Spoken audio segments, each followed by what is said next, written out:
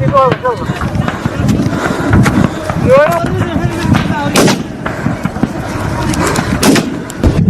هاشم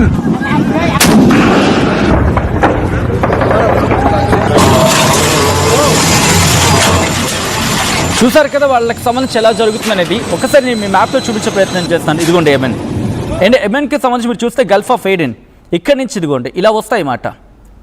మధ్యధరా సముద్రం నుంచి రెడ్ సీ నుంచి మీరు చూస్తే కాస్త ఇదిగోండి మధ్యధరా సముద్రం నుంచి ఇదిగోండి ఇలా వస్తాయి.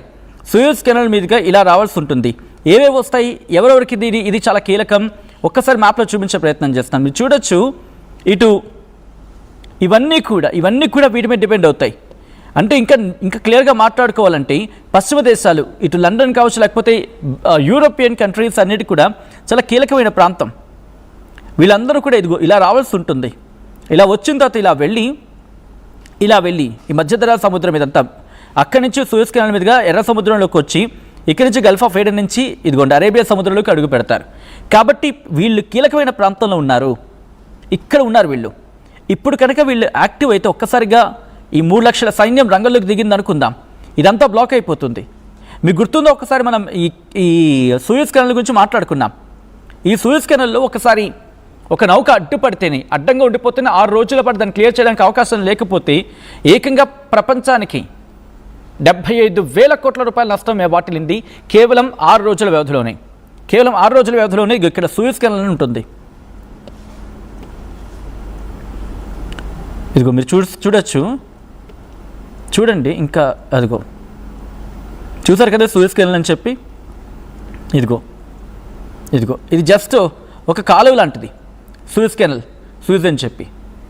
అండ్ ఇక్కడ బ్లాక్ అయితేనే ఒకరోజు ఏం జరిగింది, ఏకంగా 6 రోజుల పాటు ఆ నౌక బయటికి రావడం అవ్వక ప్రపంచానికి 75,000 కోట్ల రూపాయల నష్టం వాటింది.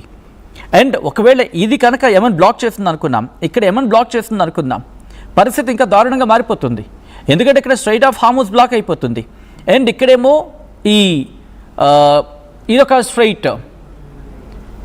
ఈ స్ట్రైట్ కూడా బ్లాక్ అయిపోతే అప్పుడు ఏమవుతుంది, ఏవైనా కూడా రావాలంటే ఇదిగోండి ఇంకాస్త జూమ్ అవుట్ చేస్తున్నాను.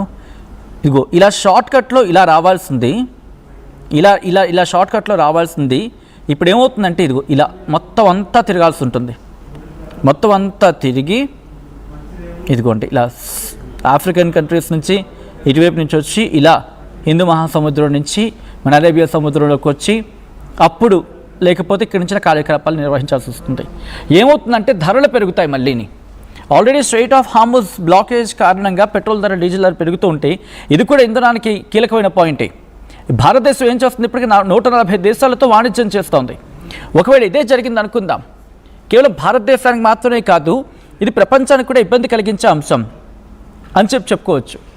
I'm just coming out of the map. నేను మీకు ఇంకా వివరించే ప్రయత్నం చేయబోతున్నాను. వాళ్ళ పరిస్థితి ఎలా ఉంటుంది, ఎంత యుద్ధం తీవ్రంగా మారే అవకాశం ఉందని చెప్పి. ఇది కేవలం వాళ్ళకి మాత్రమే పరిమితం అవకాశం లేదు.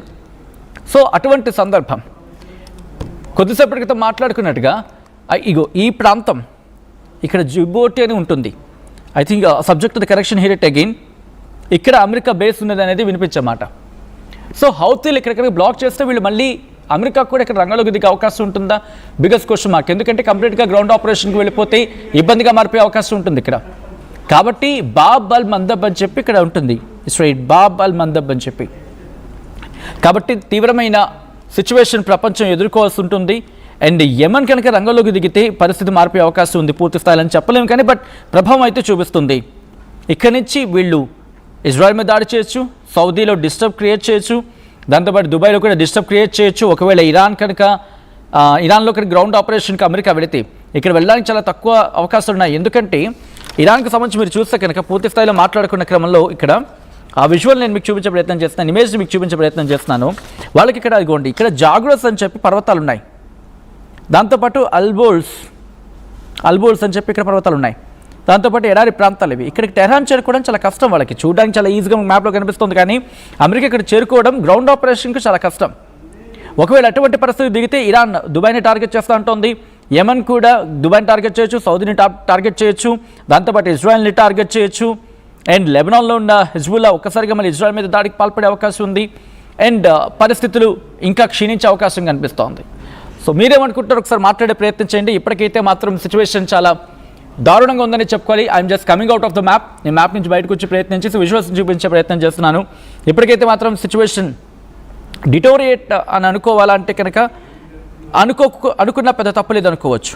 అటువంటి పరిస్థితులు ఇంకా అయితే మాత్రం హౌతీలు పుంజుకునే అవకాశం ఉంటుంది. ఒకవేళ ఇరాన్ కనుక ఇంకా బలాన్ని పుంజుకుంటూ ఉంటే, లేకపోతే ఇరాన్ కనుక వ్యూహాత్మకంగా హౌతీలను ముందుకు తరలించే ప్రయత్నం చేసినా, లేకపోతే ముందుకు పంపించే ప్రయత్నం చేసినా ఒక్కసారిగా సిచ్యువేషన్ మారిపోయే అవకాశం ఉంది. మొత్తంగా ఏం జరగబోతున్నది ఆసక్తికరంగా మారింది. మీరే పడుకుంటారో కమెంట్ చేసే ప్రయత్నం చేయండి. ఈ కథను మిమ్మల్ని కాస్త కలవరపరచవచ్చు. అయితే మిమ్మల్ని కలవరపడకు గురి చేయడం ఆర్టీవీ ఉద్దేశం కాదు, కానీ ఇటువంటి కథనాలు చూసినప్పుడు కాస్త కలవరపడకు అవకాశం ఉంటుంది. కాబట్టి దీనికి సంబంధించి తగిన జాగ్రత్తలు తీసుకోవాలని ఆర్టీవీ సూచించడం జరుగుతుంది. This is our distributing content. Viewer description is highly advice.